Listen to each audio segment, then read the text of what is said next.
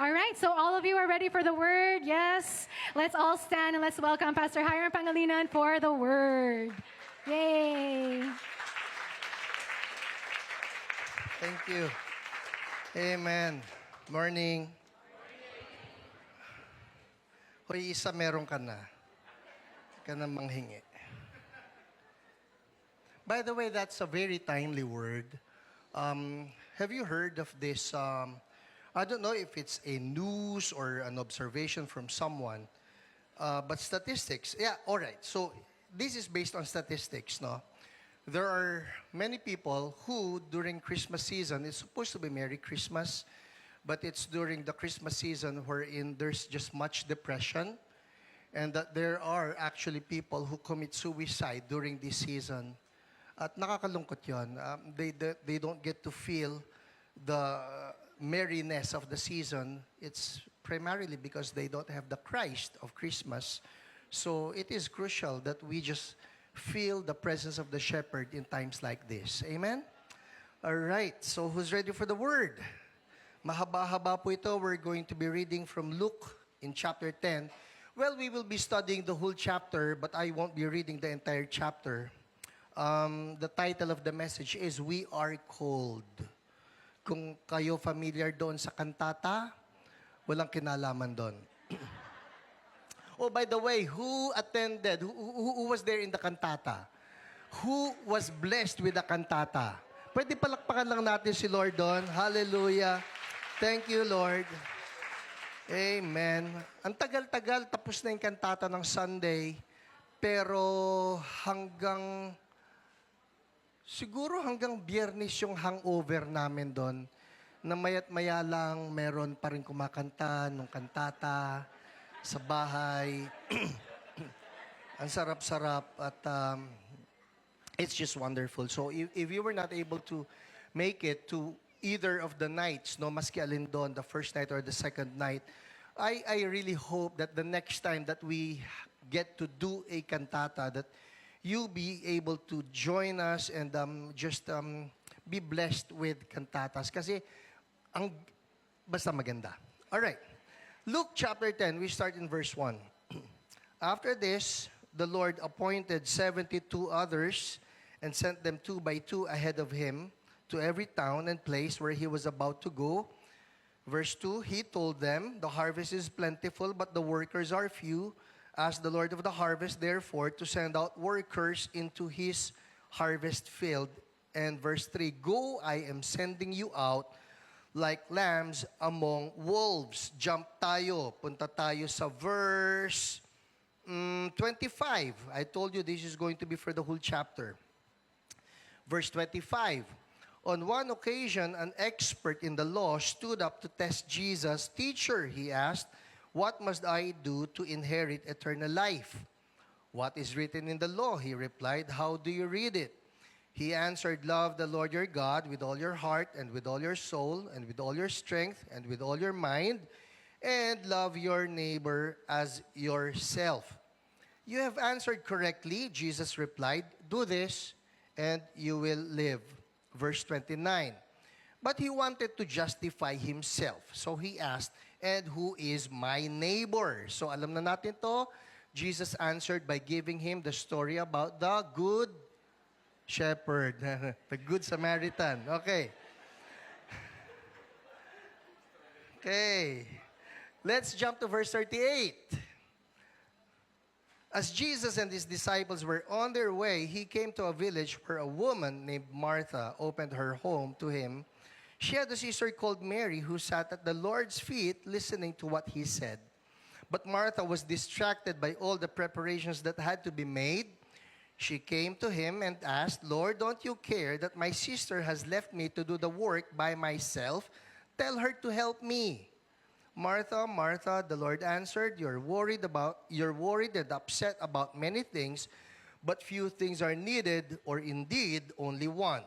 Mary has chosen what is better, and it will not be taken away from her. Let us pray. Lord, again, we're so thankful for your word that we have the freedom to read it and meditate on it and learn from it. Oh, precious Holy Spirit, again, I ask that you just anoint me. am just so much in need of your help and your anointing. Anoint my brothers and my sisters, those who are here, and those who are watching online. Oh, Holy Spirit, I pray that you speak to us in a very clear manner.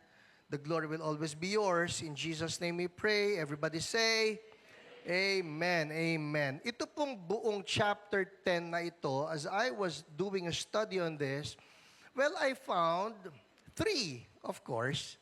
Has to be 3. Although sometimes I get to do 5 or I get to do 7. But today, I found 3 things that every believer is called to do.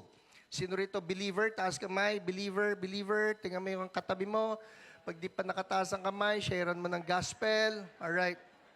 So, every believer, we are all called to do what we are going to be studying. Everybody say, calling. Uy, ganda nun. Ewan ko po sa inyo, no? Minsan may mga tao na takot o allergic pagka sinabi mo, mukhang may calling ka. Ayun, yun. May nag-react na. Okay? At totoo po, hindi ko pa pangalanan to, pero may isa akong anak na pagka tinanong siya ng mga tao, always the assumption is, pastor ka rin ba? O magpapastor ka rin ba? Ganun ang sagot. Oh no, parang ganyan. Parang takot na magkaroon ng calling. Alright? Now, ito po yan eh. Let me begin with this. Every believer is called by God. Whether you like it or not, may calling ka. Sabi mo yung katabi mo, may calling ka. Alright? And there's nothing that you can do about it. Now, let me just qualify. Pag sinabi natin that every believer has a calling, I don't mean that every one of us has a calling in the fivefold. When I say fivefold, that's the Ephesians 4:11 listing wherein it says that God has gifted us with the apostles, the prophets, the evangelists, the pastors, and the teachers. So I'm not saying na tayong lahat dito ay dapat, kung hindi ka apostle, prophet ka, evangelist ka, pastor ka, teacher ka. I am not talking about us getting these titles. Matter of fact, by now, you must have observed, and I always tell our pastors this, no? We are a church that's not so much into titles. You may want to call me Pastor Hiram, you may want to call me Brother Hiram, you may want to call me Mr. Pangilinan, I call me PH. Just don't call me sister. Alright? Doon may problema na tayo. May away na tayo. But when it comes to us understanding that every believer has a calling, with this sermon or with this message, it is my prayer that we get to understand, may calling ka. At hindi mo ito pwedeng takasan. So let's begin. In verses 1 down to 24, the first calling of every believer is that we are called to be ambassadors of Jesus. Every one of us, maski na ikaw engineer, o ikaw nurse, o ikaw homemaker, ikaw house husband, tama ba yun? House husband ba yung tawag doon? O whatever. Ikaw karpentero, ikaw singer, you are called to be an ambassador of our Lord Jesus Christ. Now, what do we mean by us being called by God to be an ambassador? Well, basically, it means this. If you are an ambassador, then you get to represent someone. Like if you're an ambassador of the Philippines to a particular nation, you get to represent your nation and you get to represent your president. Yun yon. So when people look at you, iniisip na kaagad nila, that is what the Philippines stands for, and that is what the President of the Philippines stands for. Are you getting this? Hindi ka lang, hindi, ako si Mr. Pangilinan. Hindi. You get to represent somebody else. And the Lord is telling us that as believers, we get to represent Him. Puntahan natin yung binasa natin kanina. Ang sabi rito, after this, the Lord appointed 72 others. Now, observe, it's not talking about the 12. The 12 would be the apostles that Jesus originally called. But after the 12, He gets to appoint 72 others. May iba pa eh. Sabihin mo yung katabi mo, may iba pa. Matter of fact, you will observe that there were thousands of believers, disciples that were with Jesus in John chapter 6. Lahat yun, mga disciples niya, marami po yan. Every believer is called to be a disciple and every disciple is called to be an ambassador of our Lord. Now, andar tayo. Sabi rito, He sent them 2 by 2 ahead of Him to every town and place where He was about to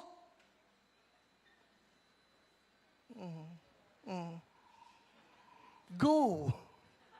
So kung saan daw pupunta si Jesus, meron siyang advanced party.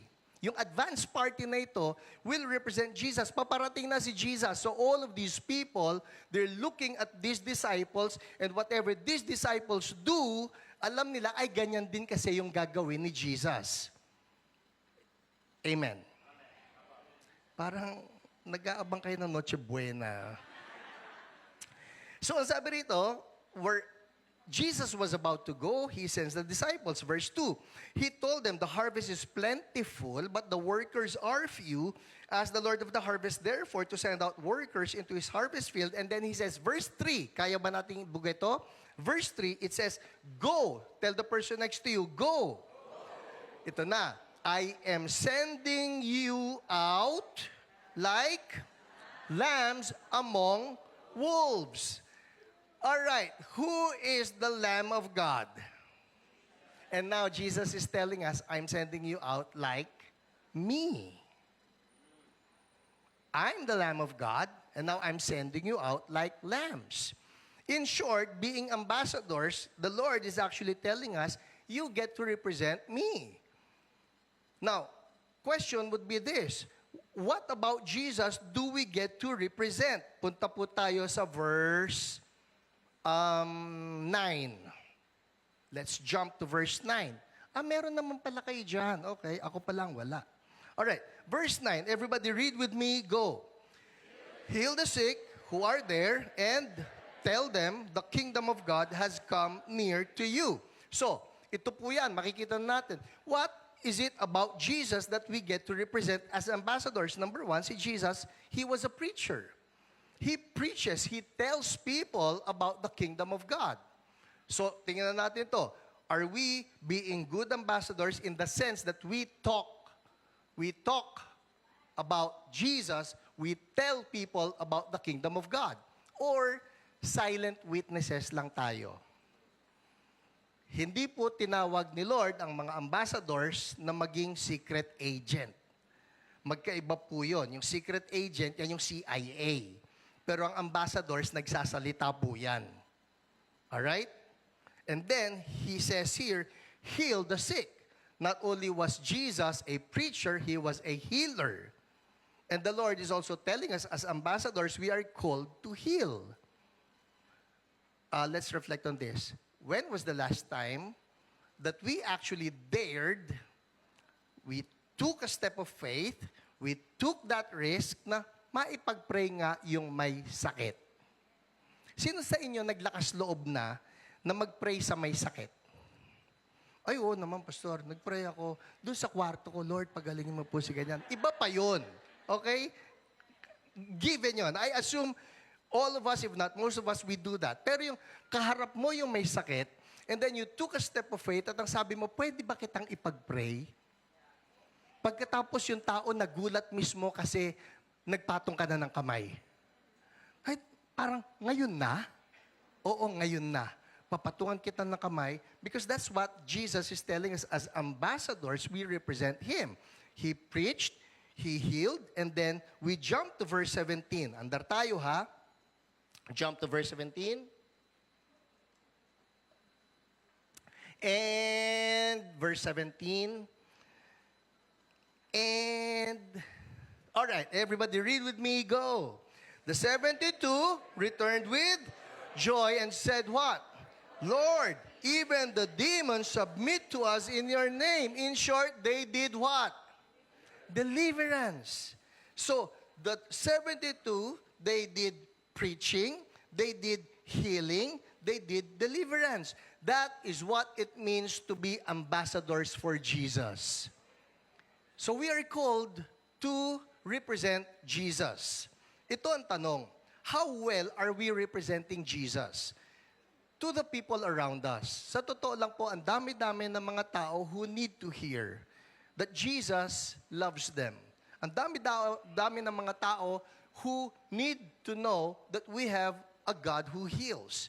At ang dami-dami ng mga tao who are going through some bondages in life, sufferings in life, and guess what? Deliverance truly works. Kawawa kapag tayo bilang mga ambassadors, we get to misrepresent Jesus. May kwento po, noong panahon ni President Cory Aquino. Sino rito buhay na nung panahon ni President Cory Aquino? Sige na, magtaas lang ng kamay, alright? President Cory.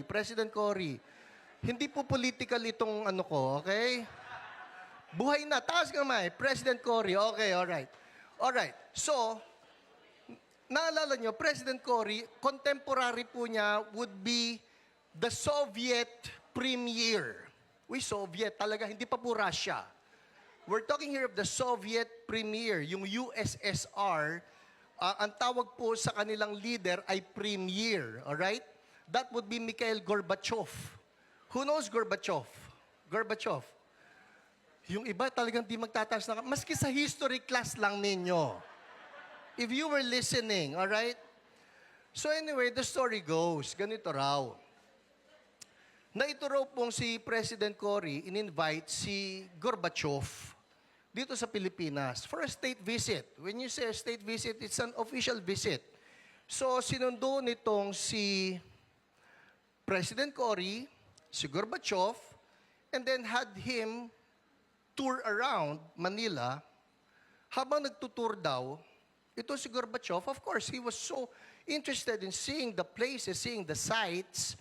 Patingin-tingin siya ng ganyan. And then he observed na may mga nakikita siya ng mga lalaki na nakaharap sa pader. Alright? And Gorbachev was wondering, ano yung ginagawa ng mga lalaking ito? Bakit nakaharap sa pader? So sabi niya, excuse me, Madam President, sabi niya, may I ask you a question? Sabi ni President Cory, of course. May I know, why are those men facing the wall? So, nung tinanong daw na ganon, si President Cory nag-blush. Dahil, well, you know what? Sabi niya, I'm truly embarrassed to say this, but those men are urinating. Alright? Nagwiwiwi doon sa wall. So, it was an embarrassment. Kwento lang po ito, ha? Baka sabihin mo yung katabi mo, kwento lang ito. May seryosohin nyo. So, hiyang-hiya daw po itong si President Cory with what took place. So anyways, the Soviet Premier, Gorbachev, got to invite her also for a state visit. Sabi ni Gorbachev sa kanya, come visit Moscow and see our nation, see the capital. So pagdating daw po nitong si President Cory doon sa Soviet Union, not Russia, it's the Union of Soviet Socialist Republics. Dinakasakay na siya sa kotse at nandun din si Premier Gorbachev having her to see the sights. Ito daw pong si President Cory, lingon ng lingon. Naghahanap doon sa Moscow, ano ba yung kanya pwede ring igante? Maybe, sa dami-dami na pwedeng pansinin sa Manila, yung pa nakita niya, yung mga nakaharap sa pader, so sabi daw ni President Cory, ano bang pwede ko rito maitanong? So she was looking for something or someone, and finally, nakakita siya ng isang lalaki, nakaharap din sa pader. Sabi niya, hey, Mr. Premier, may I ask you a question? Yes, what is it? what is that man doing? The one who's facing the wall. Sabi raw nito si Gorbachev, oh, yes, oh, that's the Filipino ambassador to Russia. All right. Okay. Joke lang yun, ha? But the whole point of that story is this. Sometimes you get to misrepresent not just the nation, we get to misrepresent Jesus. People look at us, and the question would be, ganyan ba Kristiyano? People look at us, and they're waiting for some reflections of Jesus in our lives, and Jesus cannot be seen. Nakakalungkot pagka nakitaan tayo na, ay, ganyan ba Kristiyano, nagmumura? Ay, ganyan ba ang Kristiyano, palaaway? Ay, ganyan ba ang Kristiyano, na nangungutang, hindi nagbabayad? I mean, it hurts. Are you getting what I'm saying? Now, if we are going to represent Jesus well, He's saying, you want to represent me? Be a PhD. Preach the gospel. Heal the sick. Deliver those who are bound.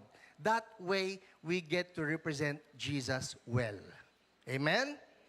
Sabi mo katabi mo, PhD ka pala eh. You. Let my life reflect the kingdom of God. The kingdom of God is righteousness, peace, and joy in the Holy Spirit. And if there are aspects of my life that don't represent Jesus well, Lord, forgive me.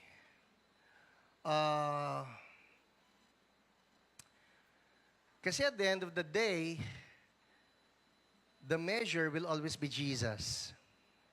The bar will always be Jesus. Minsan po, may nagagawa tayo, may nasasabi tayo, which is actually a misrepresentation of Jesus. For those occasions, we need to be humble enough to admit, Lord, sorry. Meron nakita sa ating kayabangan, meron sa ating nakita na kasamaan, meron sa ating nakita na galit o inggit. O especially this Christmas season, ha? Ito na po ang pag-asa ninyo, pagkakataon ninyo. Ito na ang tsansa ninyo. Kung may kagalit kayo ng 2025, makipagbati na kayo. Pagka tinanong, bakit ka nakikipagbati? Pasko na eh. Alam mo yan? At least magamit nyo man lang yung Pasko. Alam niyo, sa sapit din ng Pasko, ang Pasko ay sumapit. Tayo ay mangagsiawit. Importante. Ito na yan eh.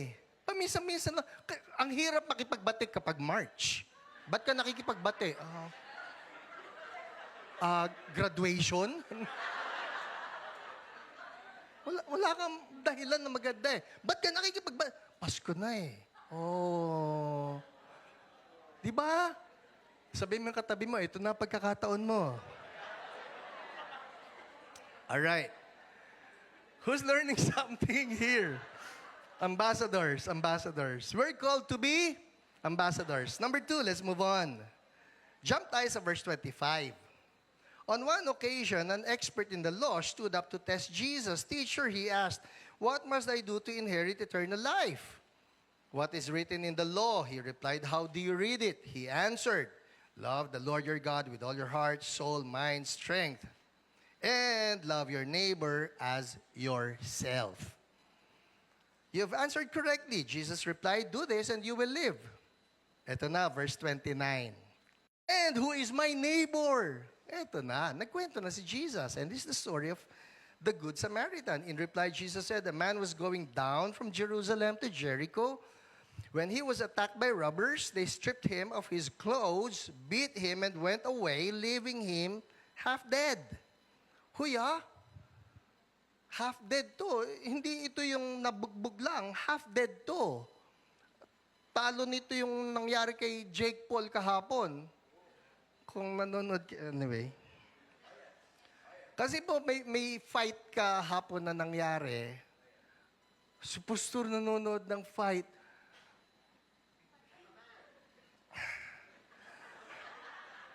People, pasensya na, no? I think it's ingrained among men that we enjoy watching fights. All right? Baka kasi lang may natitisod. Hoy, grabe naman. Kunyari, nanonood kayo ng boxing, o nanonood kayo ng MMA. What is it with us? Ay, anong gusto nyo, kurutan?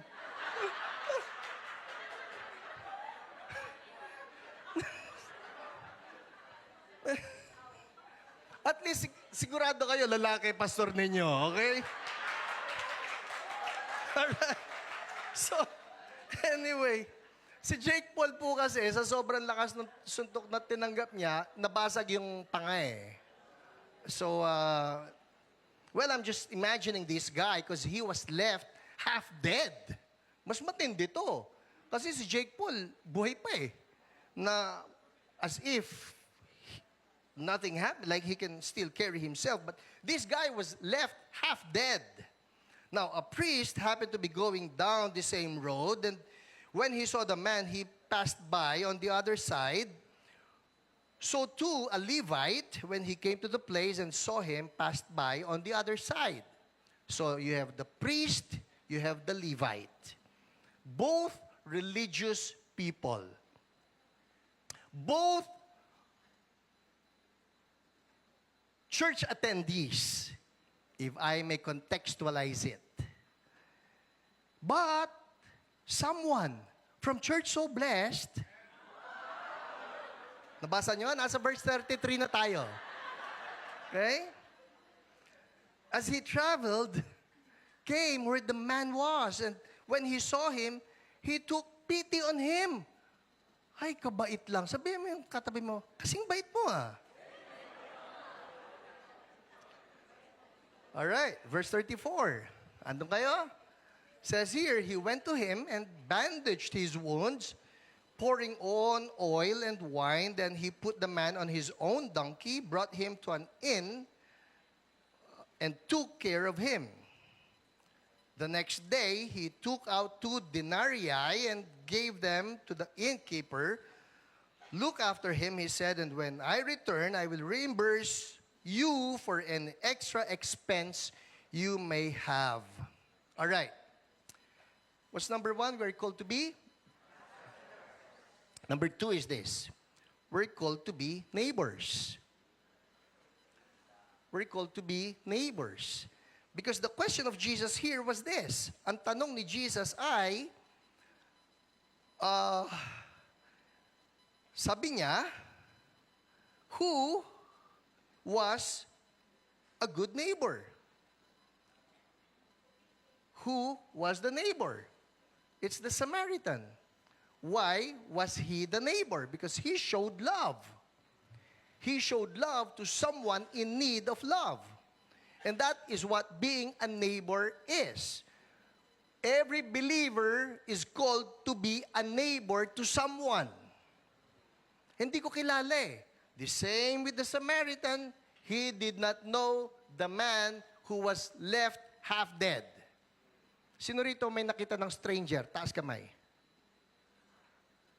Stranger na... Sabihin ko, stranger na hindi nyo kilala. Hindi, yung stranger na gusgusin. Yung stranger na hindi ka tiwa-tiwala. Yung stranger na may tattoo. Hindi lang basta tattoo, yung mga tattoo nakakatakot. Stranger na parang taong grasa. Narinig niyo na yung taong grasa? Ba't walang ganong superhero? Grease man. Parang, di ba?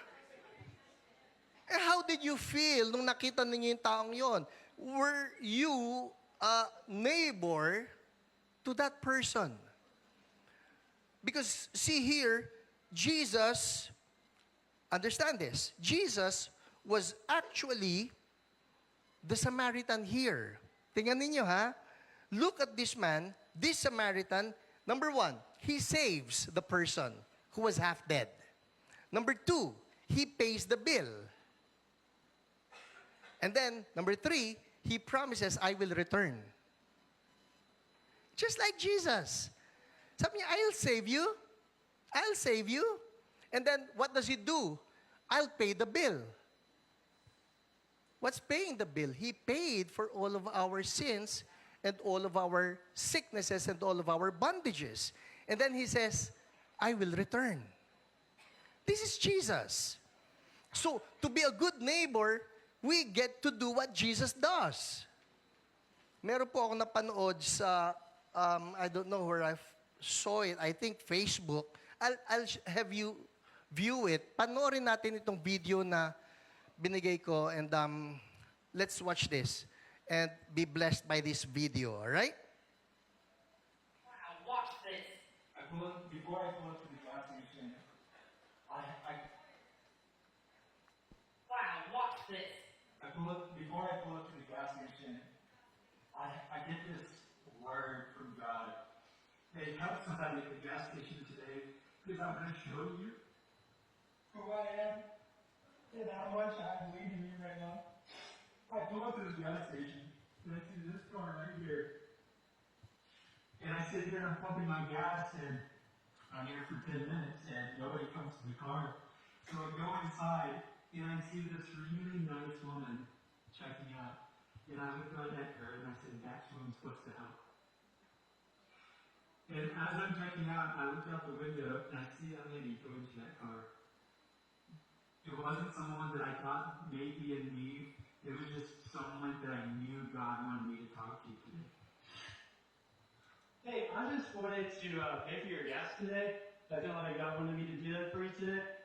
And it was kind of ironic because when I pulled up, I saw your car, and I was like, that's what I'm supposed to help today. And then I walked inside, and I saw you, and I was like, I bet that's the lady that I'm supposed to help today. Come on. It's okay. Sure.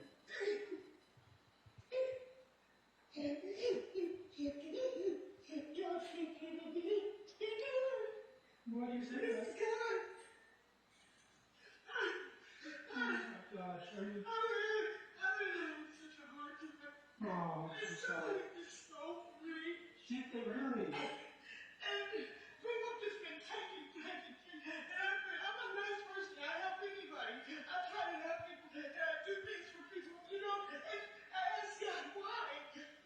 God sees you, and that's why He sent it to you. Oh my gosh. Oh my God!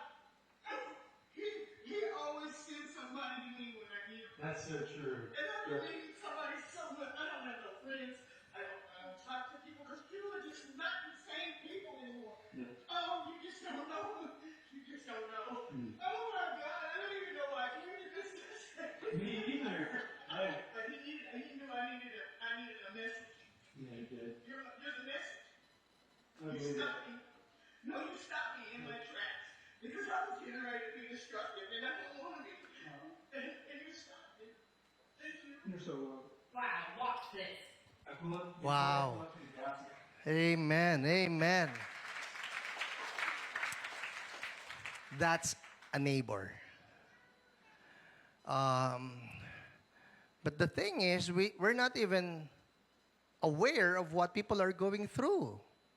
Kasi pagka tininan niyo yung babae na naglalagay ng gas sa kotse niya, you won't even suspect that she was going through something.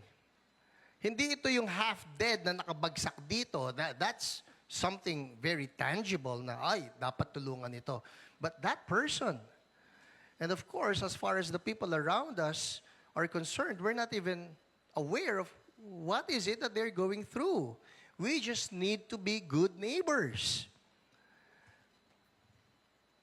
And that's our calling. We are called to be neighbors. Ako po, I must admit, there have been times when somebody would pass by me, so ako, may mga nakahanda na ako na barya-barya na kukunin ko, iaabot ko. Pero, pag natapos na, and then I get to leave behind that person, in my heart, merong kurot na parang, you could have given more. That person needed more. And not just for Christmas, but I pray that each one of us will just realize we carry the love of God and we can be the channels of that love by being good neighbors to other people. Amen? Sabihan mo yung katabi mo, you're the message. Amen. Nakakadalawa na tayo. We are called, what's number 1? To be ambassadors. And then number 2, we are called to be neighbors. Let's move on. Number 3, verse 38. So as Jesus and his disciples were on their way, he came to a village where a woman named Martha opened her home to him. She had a sister called Mary, who sat at the Lord's feet listening to what he said. Listening to what he said.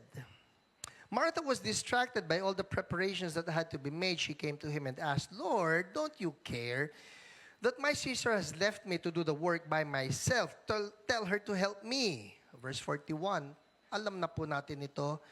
Martha, Martha, the Lord answered, you're worried and upset about many things, but few things are needed, or indeed, only one. Mary has chosen what is better, and it will not be taken away from her. Only one thing is needed. And what's that one thing? This is number 3 for us. We are called to be worshipers. God wants us to be worshipers. Before anything else. Before anything else. Like we can be so busy with life, we can be so busy with our chores, we can be so busy with earning a living, we can be so busy even with the ministry. Ako po, I must admit this. I can be so busy with all of my studying, and that's actually a tendency for me. I can be so busy with my readings, I can be so busy with doing my pastoral work, I can be so busy just getting in touch with all of the pastors of CSB, and when the Lord gets to remind me of some members, I get to say, kumusta na? I can be so busy with all of these things, but then the Lord will remind me, only one thing is needed. Which is to say, not really you don't do all of these other things, but that is to say, if there's one priority, it should be me. If there's one priority, it should be Jesus. Not to be working for Jesus, but just Jesus. May kwento po, I don't know if you know this song, the greatest thing in all my life is loving you. Alam niyan? The greatest thing in all my life is loving you. I want to love you, Lord. I want to love you, Lord. The greatest thing in all my life is loving you. Noon po, ang simple ng mga kanta, ganun lang. Ang daling i-memorize. Tapos nag-evolve syempre. Alam mo yan, can't stop talking about everything is done. Humirap bigla Diba? Can't stop talking about everything. It's good since the world began. Didn't come cheap and got it for free. It's a crown of glory, Christ in me.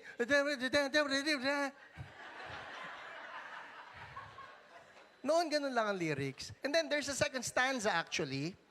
So, the second stanza goes, the greatest thing in all my life is knowing you. The greatest thing in all my life is knowing you. I want to know you more. I want to know you more. The greatest thing in all my life is knowing you. So those were the 2 stanzas. Eto na. The story goes, the one who composed that song attended one of those seminaries, and she was there, she or he was there, the person was there, at kinanta yun, doon sa chapel service.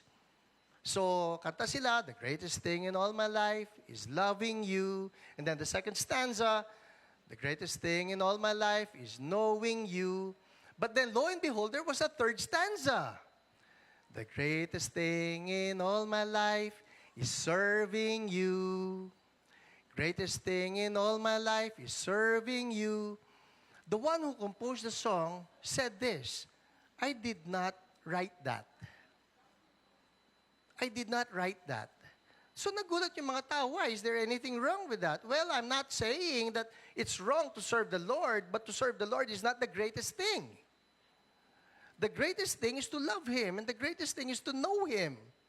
Because if you will observe, Martha was doing the serving. Serving the Lord is not bad, but if it takes the place of loving the Lord and knowing the Lord, and if it becomes something that we get to prioritize, busy ako eh. Sometimes, would you believe me, you can be so busy in the presence of the Lord and not even know that He is there. And all along, He is waiting, sandali. Inimbita mo ko dito sa bahay. Martha, Martha, inimbita mo ko rito. Alam ko, nagluto ka ng kare-kare. Alam ko, meron kang nilagang tendon. Oh my goodness. Whew. Na may patis at sili at kalamansi na sausawan. Alam ko yun. Pero kung umiinit naman ang ulo mo, dahil busy ka at gusto mo pang dagdagan niya ng KFC hot and crispy,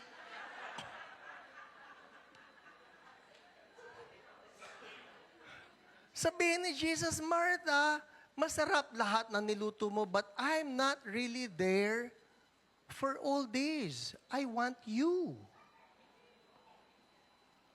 And we are called to be worshipers before anything else. Whew, this is a reminder. You can be a very good student of the Word and not be intimate with Jesus. You can be a scholar of the original languages, Hebrew and Greek, and not even know Jesus.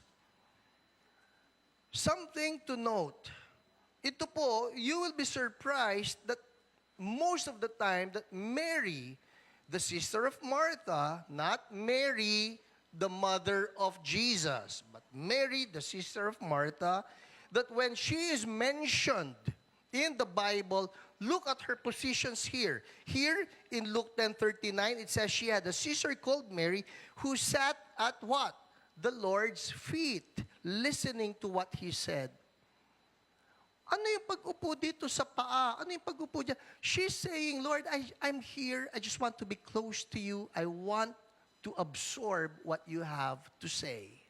Now, let's look at this other one. John 11:32. Sorry, John 11:32. If we can show them this. All right? Now, the context would be Lazarus died.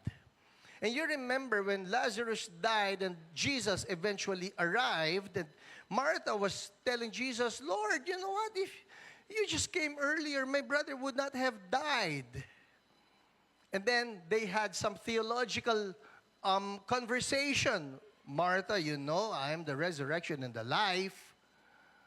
I know, Lord. And then, here's Mary. Look at this, John 11:32. You have it? All right. And everybody, read with me. Go. When Mary reached the place where Jesus was and saw Him, she fell what? At His feet.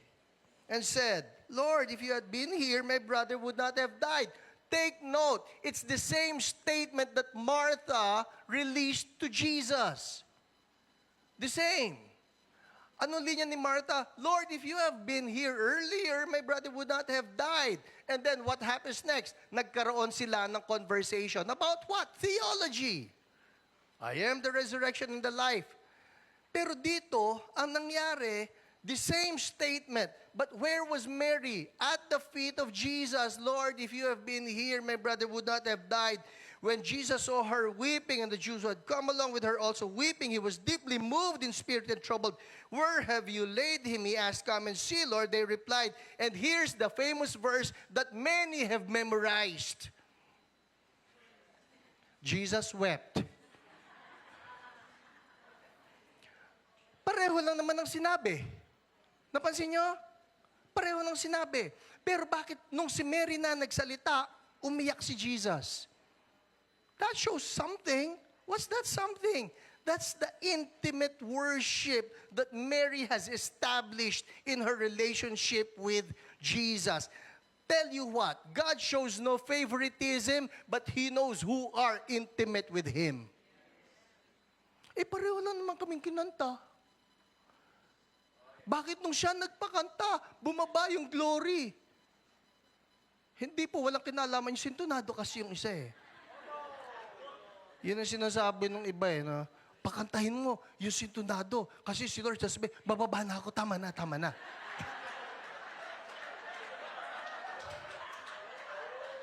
Hindi po yun.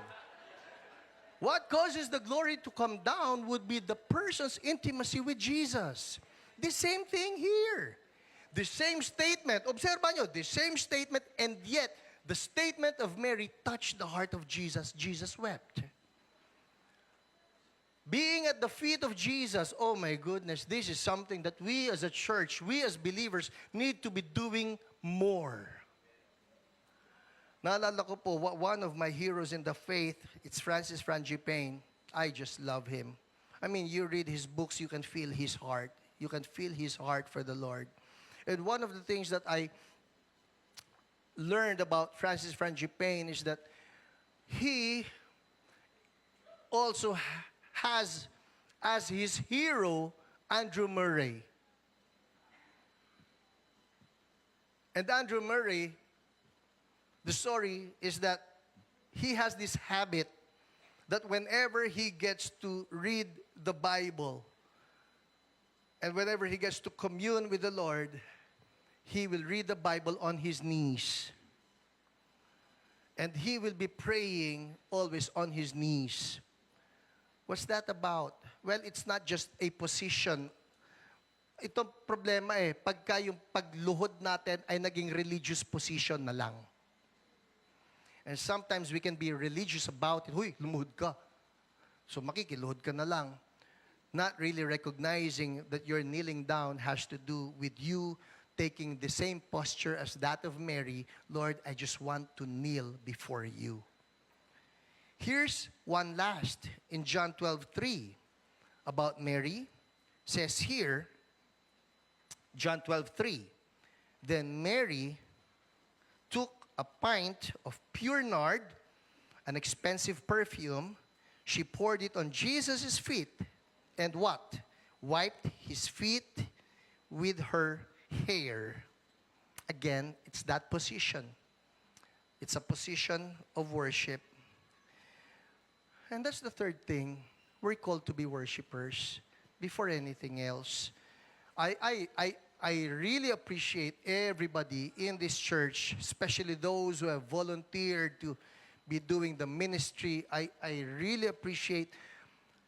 And I suppose this is a perfect time to just recognize, alam nyo, we're entering our second year or about to enter our third year even. Patapos na yung second year natin ng paggamit nitong Prime. We entered March. So pagsampa po ng March, we're entering our third year using this. And there are people who have been unsung heroes of our use of this place. Alam nyo yung mga nagkakarga ng mga gamit natin, nag-aayos nito, the ingress, egress every Sunday. That's good service. That's just serving the Lord. Our praise team, they get to practice early on, early Sunday morning, they get to practice Saturday. Hindi ko pwede tawaran yung paglilingkod natin kay Lord. The ushers na palagi nakasmile at mahal na mahal tayo at tinuturo tayo doon sa mga silya, maski ayaw nyo doon sa lugar na tinuturo sa inyo. I mean, that service, the choir. Bakit sa choir di ako makapagbiro? Ano? Kasi nagagalingan ako eh. Uy, ibig sabihin nyo, iba hindi ako nagalingan. No, No, I mean, the point is this. There are so many people in this church who just love serving the Lord. We have the altar ministers. Sino rito nabibless sa altar ministers? Kaya after the service, if you're in need of prayers, you approach them. Parang masyadong, approach them. Don't approach me. Bibiro lang po ako. Mukhang may laman yun. Hindi po, nagbibiro ako. But all of these people, they are serving. Paalala. We're called to serve the Lord, yes. But before anything else, we worship the Lord. We love the Lord. We become intimate with the Lord. Kasi doon lang naman tayo huhugot ng pwede nating ibitaw sa mga tao. Where else do we get the anointing? Where else do we get the love? Where else do we get the power? Where else do we get the authority if we do not come from the presence of the Lord worshiping? Amen? So I trust that you learned something today. The prayer is, Lord, would you find us more on our knees in your presence? Meron pa po tayong ilang araw pa bago mag-New Year sa mga hindi pa nakakapuno ng inyong mga journal. Naku, Pastor, 320 siguro yung hindi ko nagawa. Habulin nyo na po para at least makapagsimula kayo ng bago sa January 1. Amen. Alright, so what's number 1? We're called to be ambassadors for Jesus. We represent Jesus. Number 2, we're called to? Huh?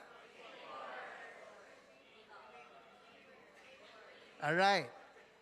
And number 3, let's all stand up. Thank you, Lord. Kung yung katabi ninyo, pwede ba ninyo akbayan lang? Pagka opposite sex, ano lang naman yan? Shoulder hug lang naman yan. Sabihin mo, hello neighbor. Hello, neighbor. Hello neighbor. Alright? Neighbor? My nephew. Sabihin mo siya, I love you neighbor. Alright.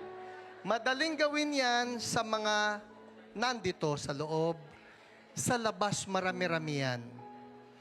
I don't know if we can just make a habit of it, that we get to represent Jesus well and just love other people well.